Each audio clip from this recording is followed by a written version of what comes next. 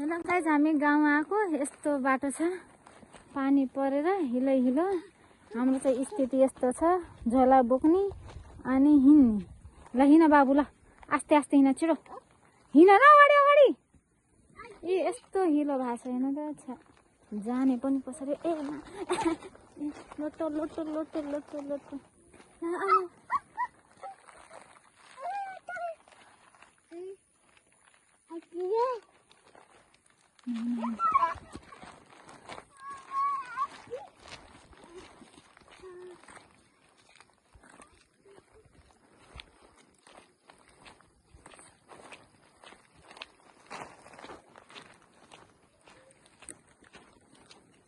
राम्रै हिँड है, लास्टै हिलो छ बाबु त्यहाँ।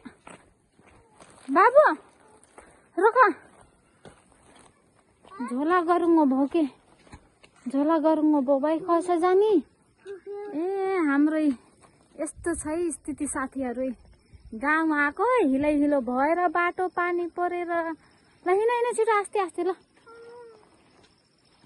ल छिटो हिँड न, यहाँ झोला गरुङ्गो भयो के। अब गाउँमा हिँड्न पनि जानिन्न, लोट्न डर लाग्छ हिँड्दा।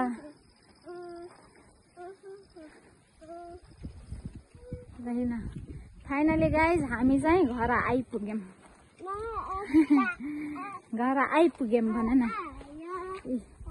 हामी चाहिँ यस्तो बाटो छ यहाँ, अनि बल्ल तल यस्तरी हाम्रो घर छ है गाइज। हाम्रो घर हो है यो चाहिँ। अब कसरी झर्ने त। नमस्ते, सन्चै छौ? सन्चै। ए बरै बाटो त खै मम्मी हो रहेछ बाबु। ल मेरो छोरो चाहिँ यस्तरी हिँड्छ है। ए कपडा फोरो भयो के, कपडा आस्ते आस्ते हिँड न।